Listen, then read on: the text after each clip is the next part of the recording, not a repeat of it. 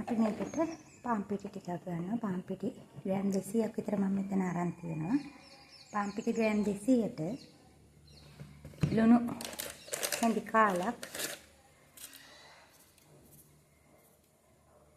ඊළඟට අපි බටර් එකතු කරන්න ඕනේ. ග්‍රෑම් 20ක් විතර අරන් තියෙනවා. මේක බටර් රහට හොඳට හදන්න නම් බටර් ටිකක් එකතු කරන්න ඕනේ.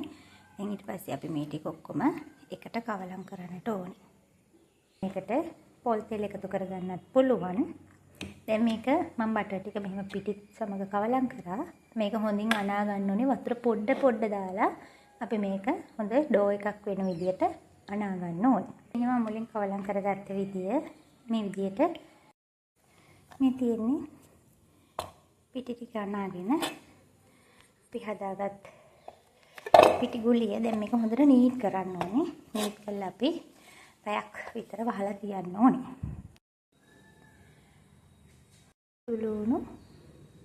ලුණු කරපිංච මිරිස් කාලා ඊළඟට ඇස්රා ටිකක් අරන් තියෙනවා. අපි බලමු දැන් මේක ලස්සනට රසට හදන විදිය.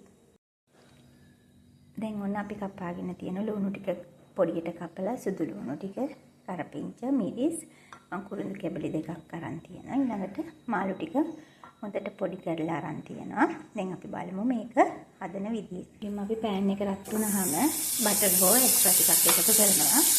මේකට මුලින්ම සුදු ලුණු ටික එක්ස්ට්‍රා ටික රත් වෙනකොට අපි සුදු ලුණු ටික එකතු කරන්නට ඕනේ. ඊළඟට මාළු ටික තමයි දාන්නේ අපි අනිත් ඒවා දාන්න කලින්. සුදු ලුණු ටිකක් බැදුනට පස්සේ අපි මේ පොඩි කරගත්ත මාළු ටික එකතු කරනවා. ටික ටිකක් බැදෙන්න ඕනේ. දැන් අපි මේකට කරපිංච ටිකත් කුරුඳු කැබැල්ල පොඩියට කඩලා තමයි එකතු කරන්න ඕනේ. චූටි කෑලි හැදෙනකොට හරි රසයි. මේ විදිහට කුරුඳු ටිකක් එකතු කරනවා. ඊළඟට මිරිස් ටික සහ ලුණු ටික අපි එකතු කරනවා. ලුණුත් එකතු කරගෙන තියෙන්නේ. ඊළඟට අපි ලුණු තේ හැඳි භාගයක් විතර ඔබට අවශ්‍ය ප්‍රමාණයට ලුණු රස වැඩිපුර නම් ලුණු ටිකක් තව වැඩිපුර එකතු කරන්න පුළුවන්. එකතු කරලා අපි මේ ටික හොඳට කවලම් කරන්න ඕනේ. පොඩි ළමයින්ට දෙනවා නම් ඊට එහාට අපි මිරිස් එකතු කරන්නේ නැහැ. නැතිනම් චුට්ටක් රතු මිරිස් චුට්ටක් එකතු කරන්න. මේ වගේ මේකට කහ පොඩ්ඩක් දාගන්න ඕනේ. එකතු කරලා මේ වගේම තමයි අපිට ඕන නම් අවශ්‍ය ප්‍රමාණයට මිරිස් පොඩ්ඩක් එකතු කරන්න පුළුවන්. දැන් අපි මේ ටික හොඳට පොඩ්ඩක් මිරිස් සහ ලුණු ටික කවලම් වෙලා තැම්බෙන තුරු මඩකින්නේ විනාඩියක් දෙකක් සම්බ කරන්න ඕනේ. පිපෙන්න තියපු ඩෝ එක. දැන් මේ ඩෝ එකෙන් කොටස අපි අරගෙන තුනී කරන්නට ඕනේ. ලෑල්ලක පාන් පිටි ටිකක් ගාලා මම දැන් මේකේ මේ ඩෝ එකේ උඩින් තියලා අපි රෝලර් එකක් ආධාරයෙන් තුනී කරගමු. මේ තියෙන්නේ අපි තුනී කරගත් ඩෝ එක. දැන් මේක කටර් එකක් ආශ්‍රයෙන් හෝ රවුමක් ආධාරයෙන් අපිට පුළුවන් මේකේ රවුම් කපා ගන්න. දැන් ඔන්න මම ගෙදර පහසුවෙන් හොයාගන්න ඔබට පුළුවන් දෙයක් ගත්තා. මේ වගේ රවුමකින් අපි මේ විදිහට රවුම් ටික කපලා අරගමු. ඉතින් ඔබට පෙන්නනවා අපි මේ රවුම් කපාගත් රවුම අච්චුවකට තියලා හදාගත් මිශ්‍රණයෙන් මේකට යම් කොටසක් තියලා අපිට පුළුවන් මේක අච්චුවක් ආධාරයෙන් පැටිස් එකේ හැඩෙන්න හදාගන්න. මෙන්න මේ විදිහට තියෙනවා මේ අච්චුවක් ආධාරයෙන්. අපි බලමු තවත් විදිහට අපිට අච්චුවක් නැති වුණාම කොහොමද කරන්නේ කියලා. හදාගත්ත රවුම් වල මැදට අපි මිශ්‍රණය තියලා මේක අනිත් පැත්ත නමන්න ඕනේ. නමලා මෙහෙම ඇඟිල්ලෙන් වටේ චුට්ටක් තද කරන්න ඕනේ.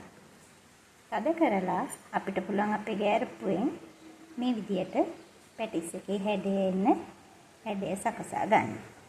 ඊළඟට අපි මම මේක අද බේක් කරන නිසා ඉතින්නේ හදාගත්ත පැටිස් එක මේක අපි තැටියකට තියමු. තැටියක් පාච්මන්ට් පේපර් එකක් දාලා මම මේකට හදාගත් පැටිස් ටික අසුරන්න හදන්න. හදානකොට මේ වගේ හොඳට තුනී කරගෙන මේ බලන්න හොඳට ඇදෙන්න තුනී වෙලා තියෙන්නේ. අපි මේක කොටු හැඩයට කපා ගන්නවා.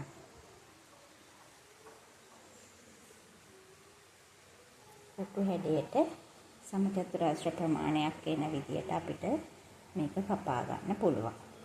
අපිට පුළුවන් අපි මේ හදාගත් මිශ්‍රණය ටික ටික මේ හැම එකටම තියන්න. හදාගත් මිශ්‍රණයෙන් අපි හැම එකටම ටික ටික තියලා තියෙනවා. මම එකක් නමලා පෙන්නන්න.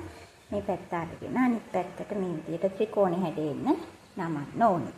හදාගත්තපො දැන් අපි මේක එකින් එක අපේ බේකින් ට්‍රේ එකට තියන්න ඕනේ පිළිවෙලට. පිළිවෙලට මේ විදියට අසුර ගන්නට ඕනේ.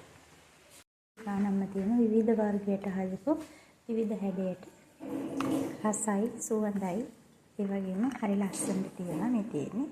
හොඳට හදපු පැටිස්. ඉතින් ඔබටත් පුළුවන් මේ විදියට හදලා බලන්න.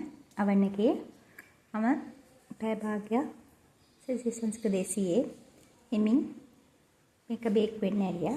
දැන් බලන්න හරිම ලස්සනට තියෙනවා. ඉතින් ඔබත් මේ වගේ හදලා රස බලන්න.